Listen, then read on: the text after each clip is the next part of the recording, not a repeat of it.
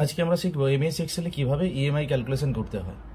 তো কোনো টাকা লোন করলে বা ধার করলে সেটা যে কিস্তিতে শোধ করা হয় সেই কিস্তিটাকে বলছি আমরা এখানে ইএমআই। তো সেটা কিভাবে আমরা এখানে ক্যালকুলেট করব সেটা আজকে শেখার বিষয় রাখছি। তো প্রথমে ইএমআই ক্যালকুলেশন করার জন্য যে ফিল্ডগুলির প্রয়োজন সেটা আমি এ কলামে লিখে নিয়েছি লেফট সাইড বরাবর।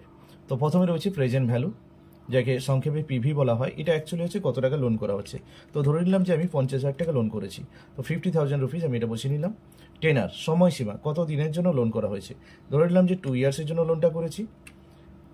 NP year, number of payment, monthly যদি একটা করে আমি পেমেন্ট করে থাকি বছরে 12টা, তো 2 বছর যদি আমার টেনার হয় তাহলে আমি কতগুলো পেমেন্ট করছি, equals টেনার into 12 means 24টা। Yearly interest, লোনটি করার সময় কত পার্সেন্ট সুদে আমি লোন করেছি, বাৎসরিক সুদের হারটা। তো 14%, মানে 100 টাকায় 14 টাকা হচ্ছে আমার ইয়ারলি ইন্টারেস্ট, ধরে নিলাম এটা। নেক্সট মান্থলি ইন্টারেস্ট, যদি আমার ইয়ারলি ইন্টারেস্ট 14% হয় তাহলে মান্থলি ইন্টারেস্ট কত, তো ইকুয়ালস দিলাম 14%, যেটা আমার ইয়ারলি ইন্টারেস্ট, বাই 12 দিলাম। এবার আসছি ইএমআই। ইএমআই বের করার জন্য যে ফাংশনটি আমরা ব্যবহার করব, পেমেন্ট ফাংশন, পিএমটি, ব্র্যাকেট শুরু করলাম।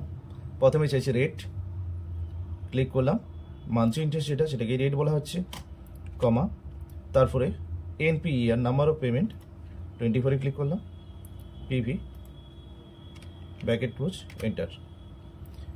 এটা যদি আমরা মাইনাসে শো করাতে না চাই তাহলে আমরা এখানে অ্যাকাউন্টিং নাম্বার ফরম্যাটে গিয়ে মোর অ্যাকাউন্টিং নাম্বার ফরম্যাটে চলে যাব।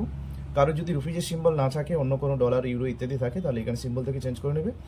চেঞ্জ করে নেওয়ার পর কারেন্সিতে গিয়ে পজিটিভ করে নিতে পারো এখানে সেকেন্ড অপশানটি, তাহলে মাইনাস শো করাবে না। আমি ফরম্যাট এন্টারে ক্লিক করে বাকি দুটো সেল ফরম্যাট করে রেখে দিচ্ছি যাতে মাইনাসে না আসে। প্রিন্সিপাল, এখন এই যে 2400 টাকা 64 পয়সা, এর মধ্যে আসল কথা আমরা দেখতে চাইছি। পিপিএমটি ফাংশন টাইপ করছি, পিপিএমটি, প্রথমে রেট চাইছে, মান্থলি ইন্টারেস্টে ক্লিক করলাম, পার মানে প্রতি ইনস্টলমেন্ট, আমি এখানে 1 টাইপ করে নিলাম। এনপি ইয়ার, নাম্বার অফ পেমেন্টে ক্লিক করলাম,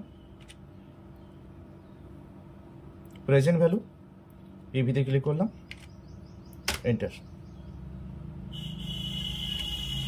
ইন্টারেস্ট, আইপিএমটি, ইন্টারেস্টের জন্য যে প্রয়োজনীয় ফাংশনটি ব্যবহার করছি সেটা হচ্ছে আইপিএমটি।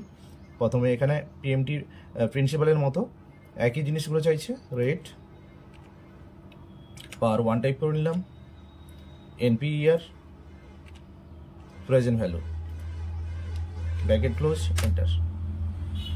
এখন যদি আমরা প্রিন্সিপাল এবং ইন্টারেস্ট দুটোকে সাম করে থাকি, যোগ করে থাকি, তাহলে দেখতে পাবো ইএমআইটা দাঁড়িয়ে যাচ্ছে। তো এইভাবে আমরা সহজে ইএমআই ক্যালকুলেট করে নিতে পারি। এখন যদি আমি ফিগারগুলো একটু চেঞ্জ করে থাকি, 50,000 জায়গায় যদি আমি 1 লাখ বসিয়ে দিই, তাহলে দেখতে পাচ্ছি 2 বছরের জায়গায় যদি আমরা 5 বছর করে থাকি, তাহলে দেখতে পাচ্ছি কিস্তি যেভাবে চেঞ্জ হয়ে যাচ্ছে সব কিছু।